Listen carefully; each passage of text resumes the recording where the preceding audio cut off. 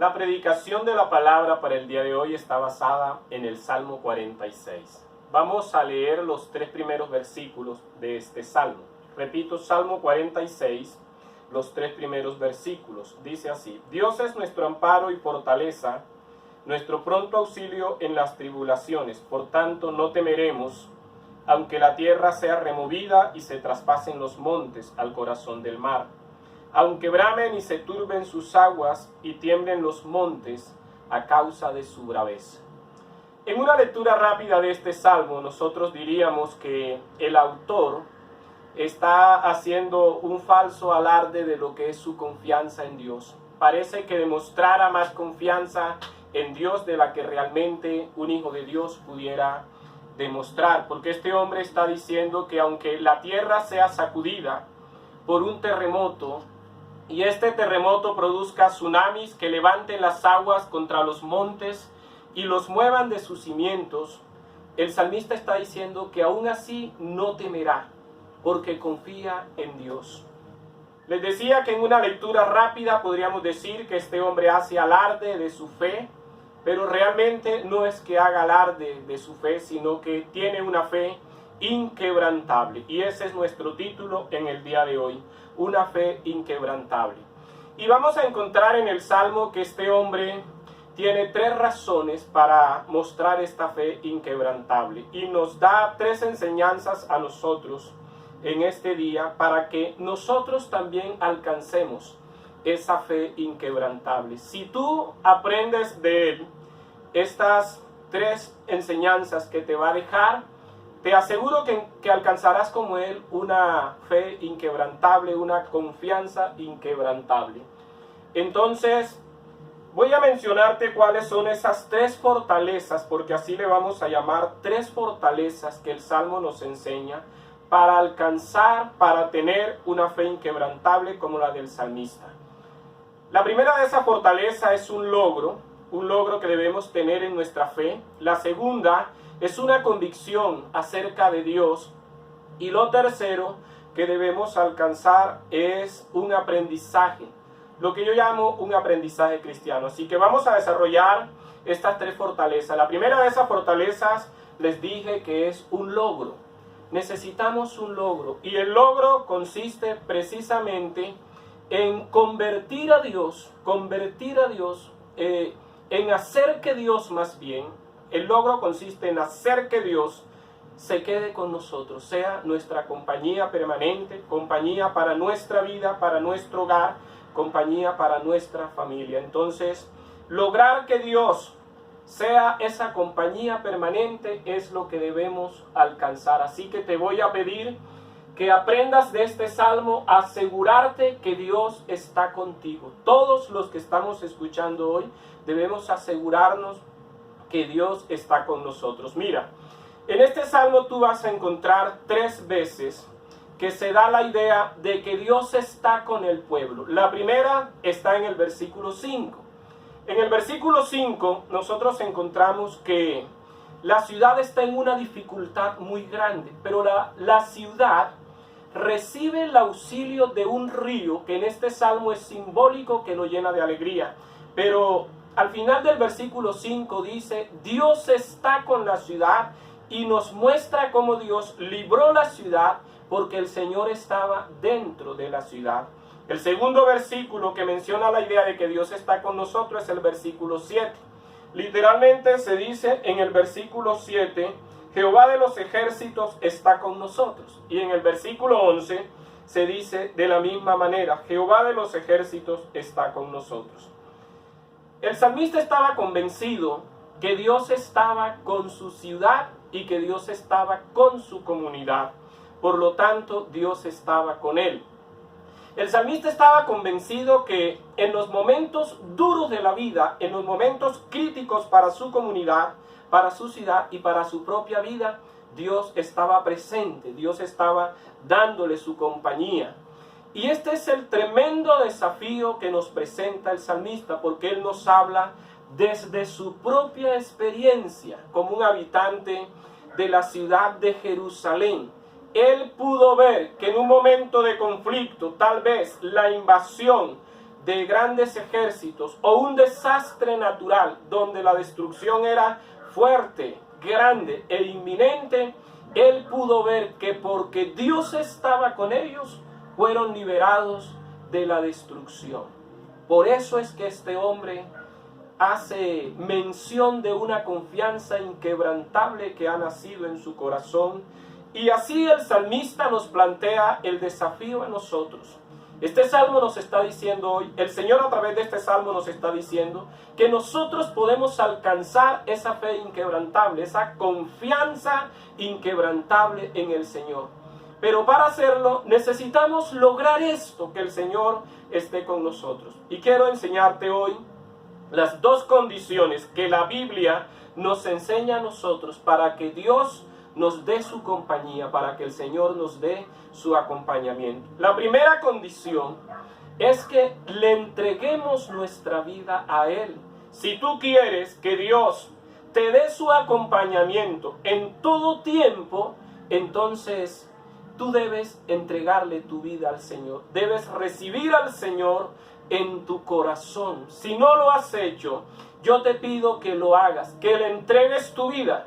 Y cuando le entregues tu vida, entrégale tu familia, entrégale también tu hogar, entrégale tu negocio, entrégale tu profesión, tu trabajo, entrégale tus proyectos y tus sueños. Entrega todo de ti.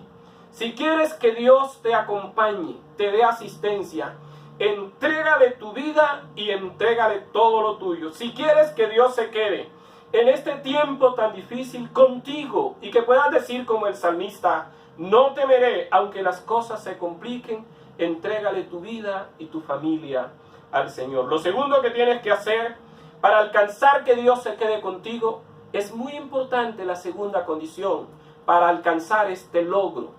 Debes alejar de ti, apartar de ti todo lo que aleje a Dios de tu vida y de tu entorno.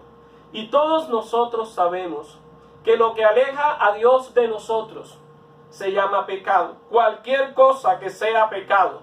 Si tu hogar está viviendo en pecado, si alguno de sus miembros está en pecado, Dios se apartará de tu hogar. Si tú vives en pecado, Dios se apartará de tu vida. Por lo tanto, recibe a Jesucristo en tu corazón y aléjate de todo lo que se pueda llamar pecado. Entonces, Dios estará contigo. Mira, la Biblia está llena de ejemplos de pueblos, naciones, personas, donde Dios claramente dice en su palabra que los pecados de ellos hicieron separación entre Él y esos pueblos y esas personas. El pecado abre una brecha que hace que Dios se aleje de nosotros. Pero Dios quiere quedarse con nosotros. Dios quiere quedarse en nuestro hogar. Y hay maneras de retener a Dios con nosotros. Una es la humildad. Dios siempre atiende al humilde. Otra manera de retener a Dios es la intercesión. El que clama día y noche a Dios, Dios lo escucha. Pero necesitamos sobre todo santidad para que Dios se quede acompañándonos y esté con nosotros en los tiempos buenos, pero también en los tiempos más difíciles. Quiero dejarte una frase para que la leas conmigo en la pantalla. Quédate con esta frase. El pecado te aleja de Dios. No te excuses en la idea de que todos somos pecadores. Mejor afírmate en la verdad de que ya eres hijo del Dios que venció el pecado, que triunfó sobre el pecado, para que nosotros podamos triunfar sobre el pecado.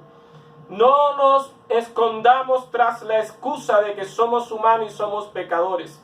Si el Dios que venció el pecado vive aquí en nuestros corazones, nosotros estamos habilitados para vencer el pecado, para que así Dios se quede con nosotros. Lo primero que tienes que hacer para alcanzar una confianza inquebrantable es este logro, lograr que Dios se quede contigo y con los tuyos. Lo segundo que debes alcanzar como fortaleza para tener esa confianza así de inquebrantable, lo llamo una convicción. La convicción de algo que Dios es, pero que pero que olvidamos porque no estamos convencidos de ello. Y esa convicción está expresado allí en el versículo 1. La segunda parte del versículo 1 dice: Dios es nuestro pronto auxilio en las tribulaciones. La convicción que esta palabra te debe dejar es que Dios siempre está dispuesto a socorrernos. Ponga eso en su cabeza, afírmelo, grábelo profundamente, póngalo en su corazón como una convicción. Dios siempre está dispuesto a socorrerte y aún en los momentos más difíciles de la vida. Mira cómo dice la Nueva Traducción Viviente, esta parte del versículo 1 dice: Dios siempre está dispuesto a ayudar en tiempos difíciles. Porque el salmista, el que escribió este salmo, uno de los hijos de Coré, tenía esta convicción, es que pudo decir cuando su ciudad y él fueron amenazados con una destrucción repentina y fuerte, él pudo decir, como reza el Salmo: no temeré aunque la tierra sea removida y se traspasen los montes al corazón del mar, y aunque bramen y se turben sus aguas y tiemblen los montes a causa de su braveza, no temeré. O como dice más adelante, aunque las naciones convulsionen en guerra, él podría decir: yo no temeré. Estaba confiado en Dios, tenía una confianza inquebrantable. Tenemos que reconocer que este hombre estaba convencido que Dios lo protegía. Estaba convencido que Dios es refugio aún en los tiempos más difíciles. Ahora, ¿cómo alcanzamos esa convicción en Dios?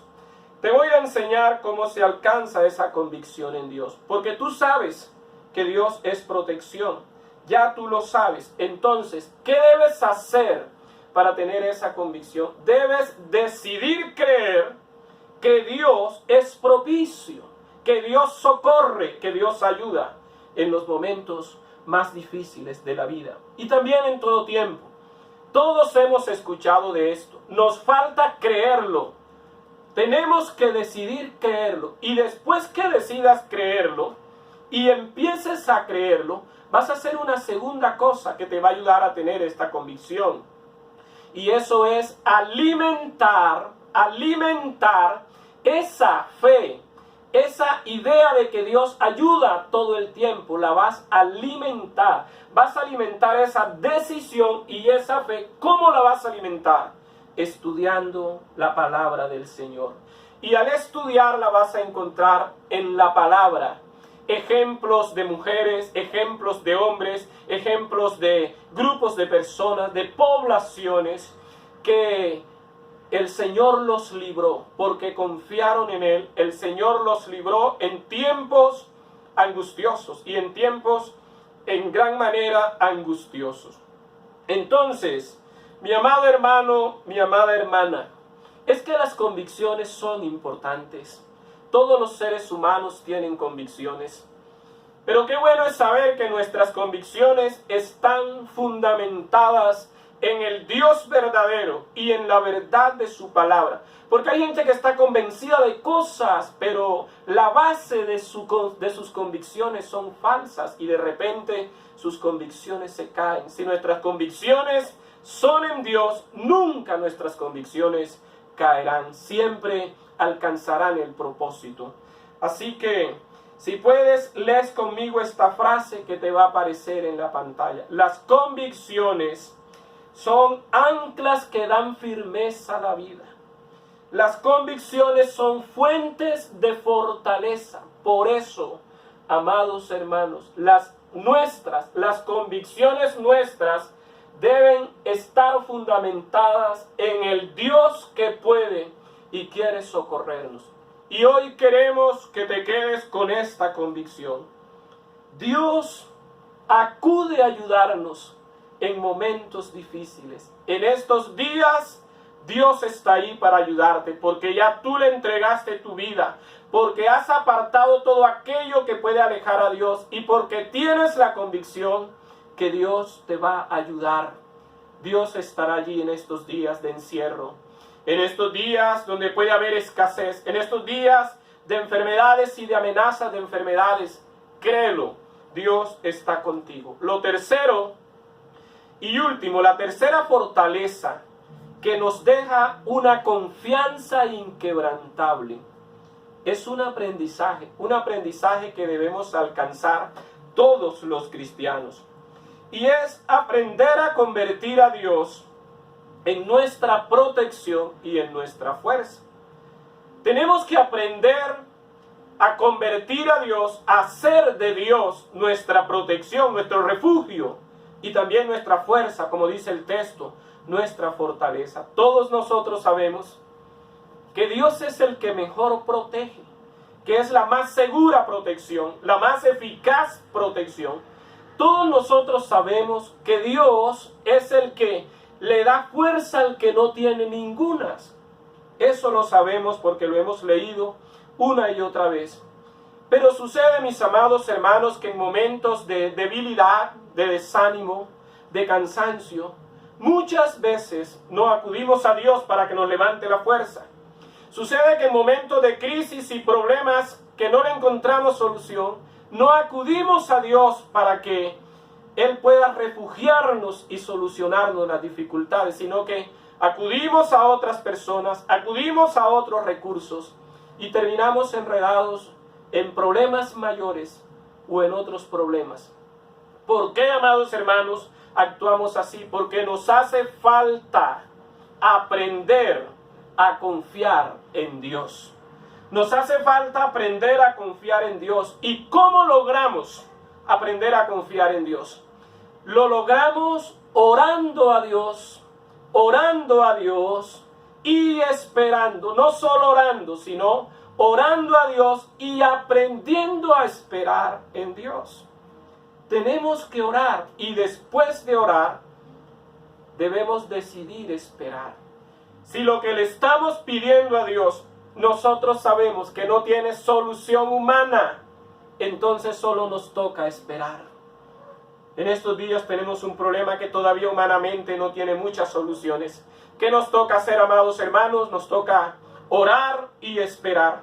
No cometamos el error de entregarle a Dios nuestras cargas y volverlas a tomar intentando llevarlas nosotros.